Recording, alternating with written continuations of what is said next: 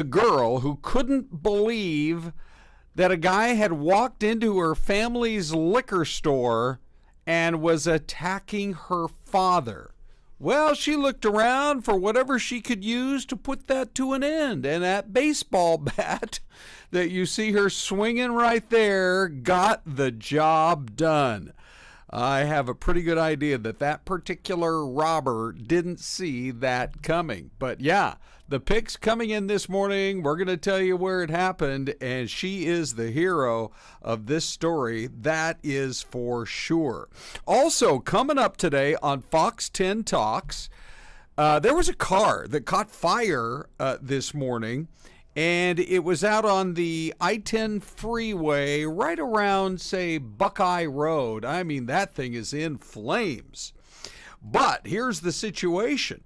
Do you know the 4 tip-offs that your car might be in danger of overheating?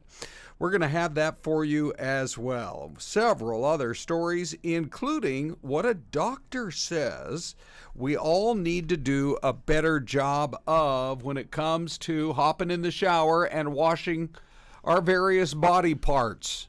He says there are 3 body parts that people are not doing a good enough job when it comes to washing up. So, those are all going to be pretty fascinating stories today, I think. And we thank you for joining us here on our YouTube channel, as well as on the Fox Local app for Fox 10 Talks. It's the podcast that I'm happy to bring to you every morning at 10 a.m. sharp. If you want to join us live, we get a lot of comments in the YouTube box, in the chat box there.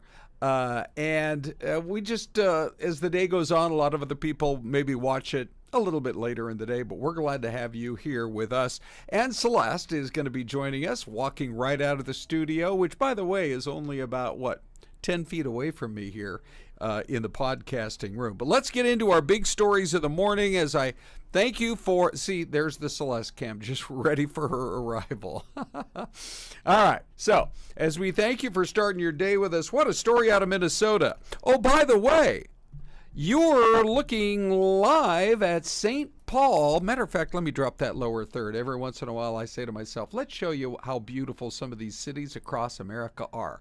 It's a cloudy start to the day. St. Paul is the other half of the Twin Cities, right? Minneapolis is, about a 15-minute drive, 20 minutes away. But right next door to St. Paul is the suburb of Maplewood, and there is an 8-year-old girl who is being hailed a hero because she stepped in when her dad was being robbed at the family's liquor store. So it was right around closing time, and she can't believe what she's seeing, and neither can the dad. But this guy comes in, he wants to rob the place. And the dad fought back, and it even looked like the father was robbed, and there was a struggle with the robber who they think had a gun. There are no reports of any shots fired, but anyway, it was the quick-thinking 8-year-old who grabbed a baseball bat there and just started swinging away, smacking at the robber, and he ended up getting up and just running off. The dad said that he was going to get his daughter a gift, but she said, and this is like the coolest part of the whole story, she said, "Dad, I don't need anything. I did it because I love you." Now there is a story that'll melt your heart if you're a parent this morning. That is good parenting going on in that family for sure. She took a baseball bat to the bad guy, and he hot-footed it out of there for sure. Hey, check it out. Hi, we Ron. have Celeste's arrival this morning. How are you? Just great. Happy Friday, everyone. I'm doing great. Yeah. Okay. So we were just talking that story. Now we have this other story. It's kind of a serious one that we need to get to, of what is going on up there at the Grand Canyon with people trying to jump over the edge of the canyon with a parachute. Well, not just that, but the man did not survive. No. Right. That's the scary part. You don't want to. No jumping off the canyon. And then let's look at how much danger you're putting all of these guys on a 27-member rescue team how much danger they're having to go into. I mean, they're well trained, but still, that's not the easiest day on a job. As you go from that picture to this one, yeah, you know, he's right there on the edge of the cliff. They had to remove the parachute after this illegal base jump, and it was up there at a place called Yavapai Point. And the parachute was, obviously it's an eyesore, but it's also causing dangers. Plus, it's just a reminder of the guy that was killed there. I think there was about 27. I think there was a couple dozen people that it took just to remove that one parachute. Right. It's a big crew, and they know what they're doing. But still, they use something called a 2-rope offset system to get around the cliff and grab the parachute. That's the tight shot. You know, in our business, I like to have a tight shot and a wide shot. Mm-hmm. That's the tight shot. That's the wide shot, because you want to be able to see, kind of get your perspective of where it's happening inside the Grand Canyon.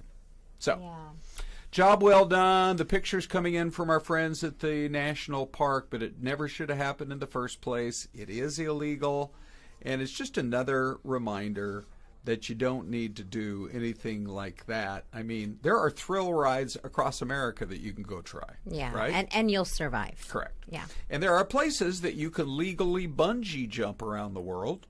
Really, Ron? Yeah. Do tell. Have you taken part? I see these videos that pop up, though, every once in a while. Mm-hmm. And, you know, it's just somebody standing on the edge of a bridge. And the next thing you know, it's like... these people that operate them, I think sometimes they have a great sense of humor. They're like, okay, it's going to happen at any moment. Stand by. I think it's going to... Oh. Jumping 500 feet below is a river. They don't want you to know when it's actually happening.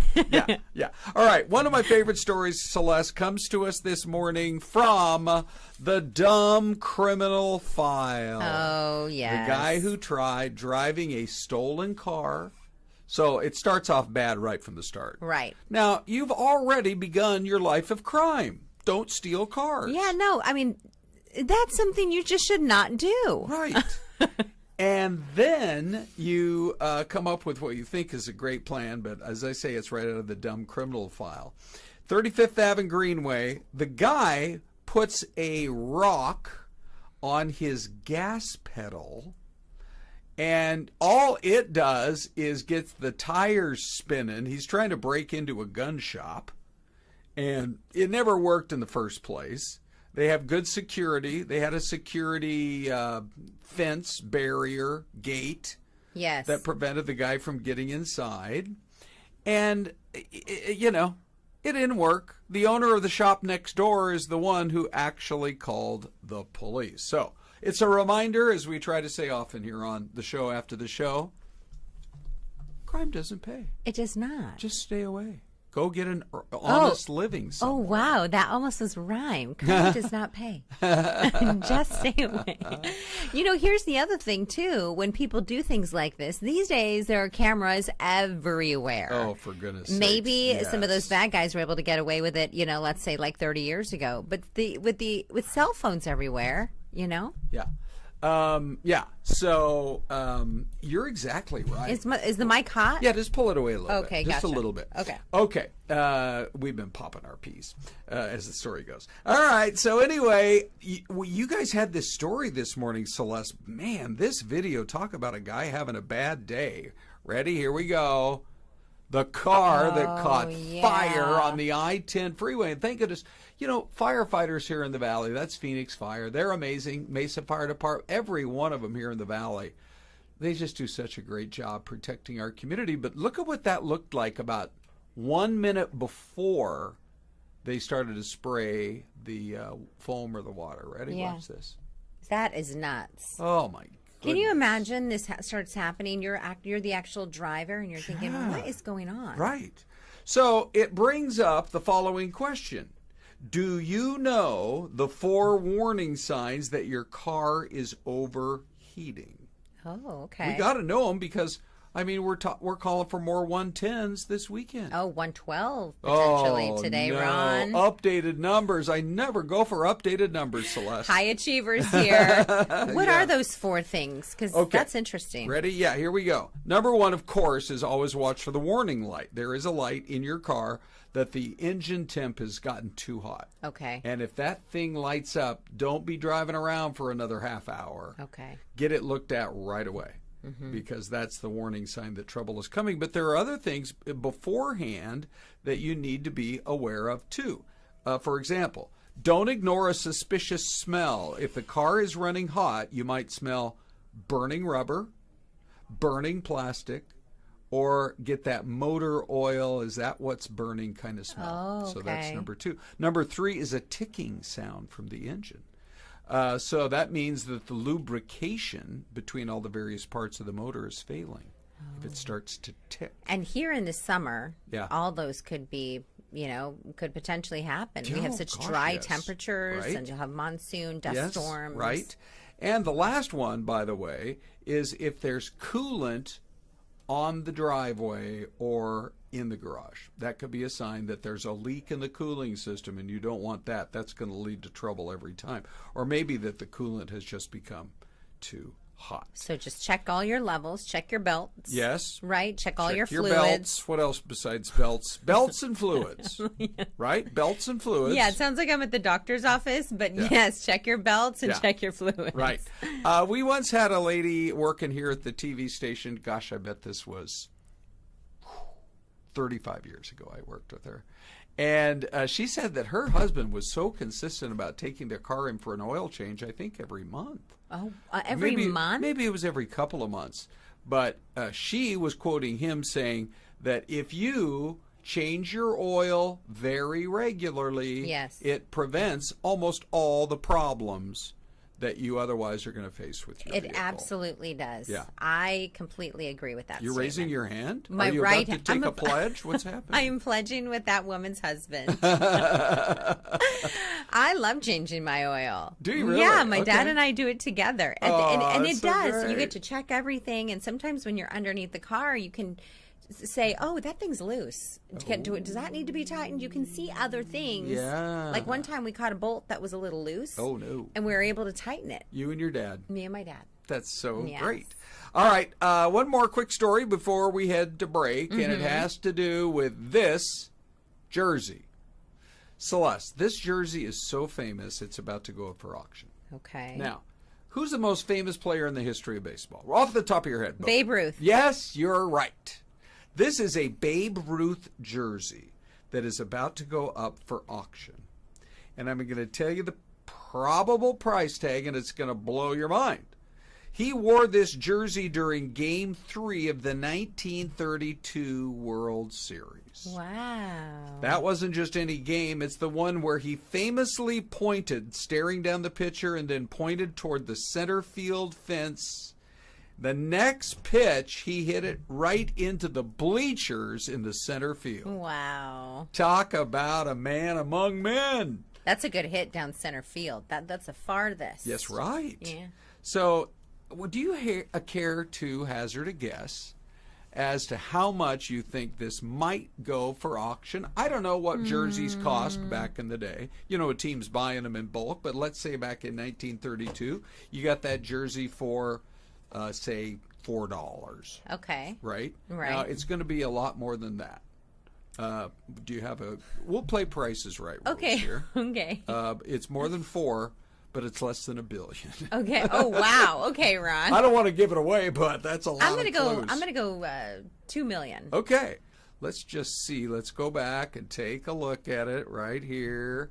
There it is, the jersey in question. Not $2 million, probably $30 million. Wow. bucks. For that one jersey? Yes. Has it been washed? Isn't that wild? You know what I mean? Yeah, Like, or is probably. it still, I don't know. Yeah, because, I don't because know a lot of either. athletes, they're very superstitious and they man. decide not to wash jerseys. Good point. There was a player in the NBA who wouldn't wash his socks. Oh, once. my Pistol gosh. Pete Maravich. What did his car smell like? Yeah, I'm sure it wasn't good. That's for sure. All right, we're going to take a quick break, but when we come back, there's a doctor who says you got to do a better job washing 3 of your body.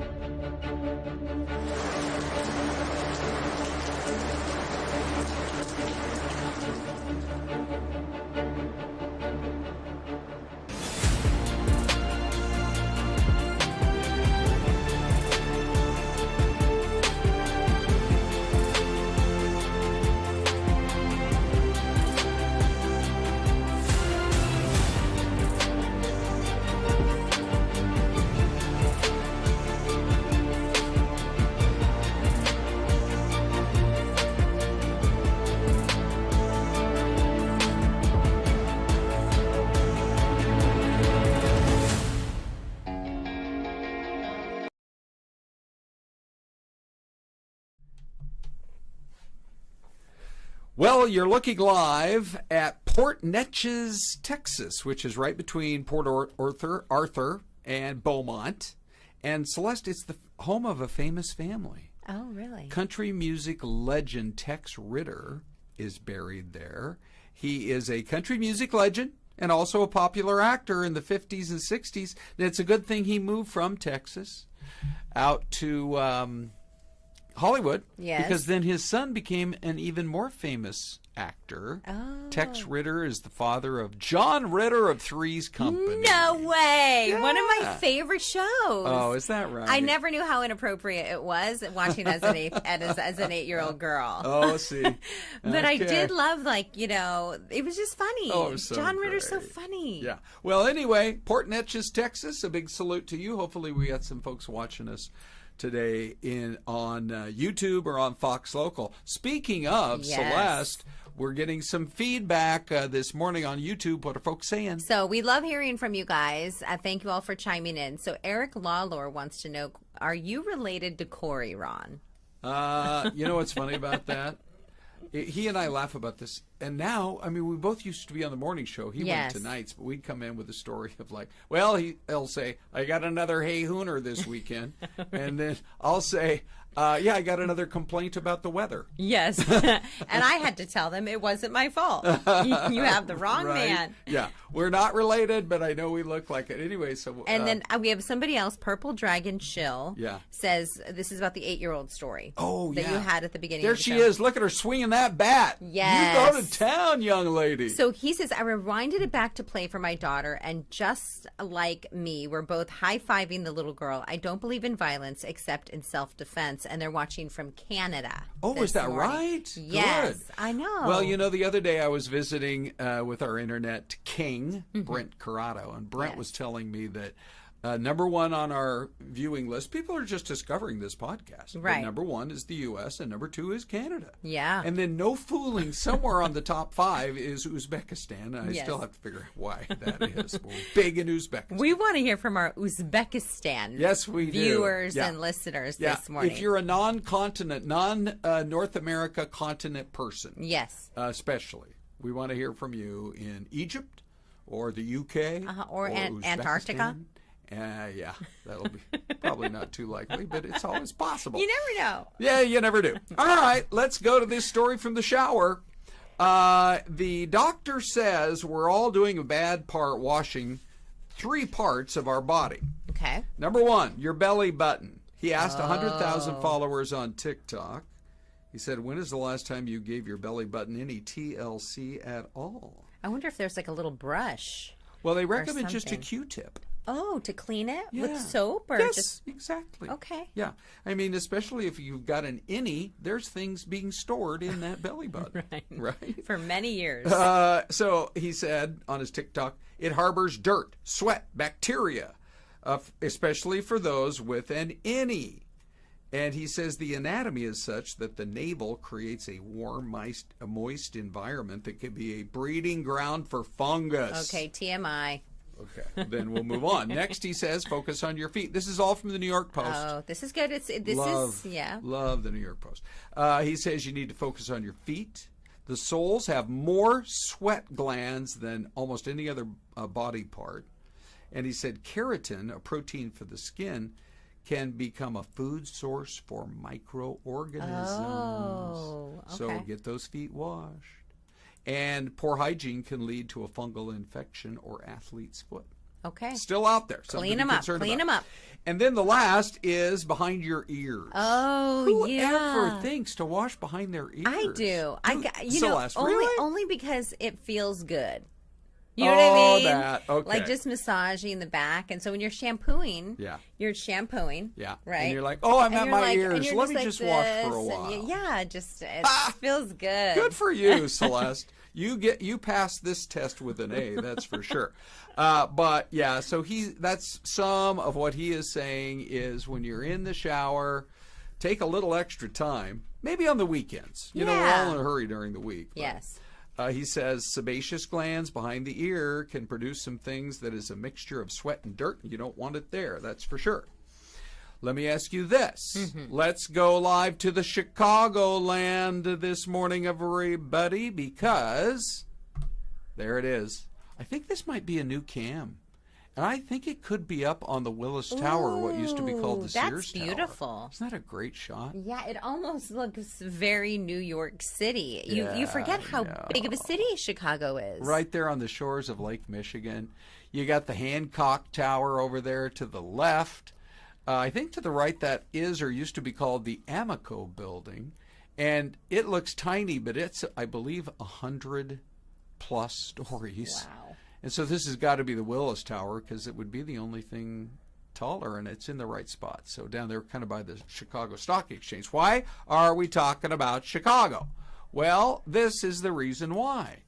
They, at their Six Flags in the Chicagoland area, are going to unveil a new roller coaster. And Celeste, if it looks like it was poorly animated, it's real. Those three people right there are seeing their life flash before their eyes. That is crazy. On this is National Roller Coaster Day, by the way, Rod. Yes, yeah. And I think that's why they rolled it out. New for next year, the Wrath of Rakshasa. Wow. And so hopefully they use more than super glue to make sure that this thing is all put together right. Right? You know, and you look at it, that's more than a 90-degree angle. I didn't think that was possible. What's the craziest roller coaster you've ever ridden? Can you think? I mean, I think it was probably at our Ostrich Festival last year. Oh. You know, it was kind of one of those ones that it's like straight up. You're all sitting in like a circle, and then you all go up, and it kind of goes all the way. It's almost like, it's kind of turning and twisting you everywhere, and then you settle back down. But I remember getting off and I couldn't walk straight. And I think we were live on TV. Oh, no. It was crazy. Well, I think I'm going to go for the one over at Magic Mountain. I think it's the Batman ride, but they lock you in, they strap you in. Yeah. And then you hear this motor whirring, and you're like, what's happening? And they're moving you 90 degrees. Okay. Like that. So you can't even see what's coming up ahead. All you can see is the ground. Oh, my gosh. Right 3 feet from your face. And then what happens? You go straight up? No, and then you go all over the place on a super fast upside-down roller coaster. It's nuts. Crazy. But it's fun. Yeah. Anyway, so that's the new coaster coming to Chicago. And this one's right up your alley. It really Ron. looks fun, Celeste. You're a thrill really seeker, does. my friend. Okay. We're going to ask a big question this morning here on the show.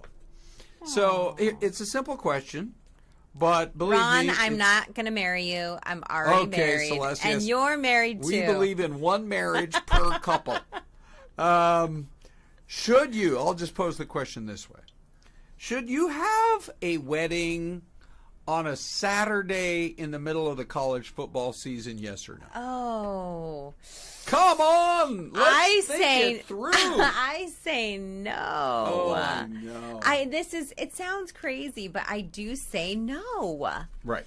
I mean, good. So, unless you both are not football fans, okay, then maybe make it like what about a breakfast? What about a breakfast one where it's where your teams aren't playing if you have to do it during football season? Oh yeah. Bacon and eggs and waffles and stuff. That'd be a great wedding. Yeah, I think so. I love breakfast. Well, anyway, there's a website out there called The Knot. It's actually a wedding planning site, and it's issued a warning to couples who are so thoughtless. In case you wonder how I feel about this during college football season, in case we have couples that are so thoughtless, they are trying to get everybody to skip a college football game. Oh, no. And go to their wedding instead. That September 21st and the 28th are big days this year for college football games. For example, ASU on the 21st playing Texas Tech, Big 12 matchup. Many other big matchups. Alabama plays Michigan early on in this season. That's going to be a big game. Yeah. So the Knot is saying if your wedding is or if your friends or family weddings are on these days, 21st or 28th, skip the game and go to the wedding. Is that what they're saying? No, they're saying just don't schedule it for then. Oh yeah. And if you did, a warning. You know what? If you did, be stubborn and keep it going and see if you get 50% attendance. Or add some big screens into the event and pump that game in. Right? And maybe cook up some hot dogs and burgers or something.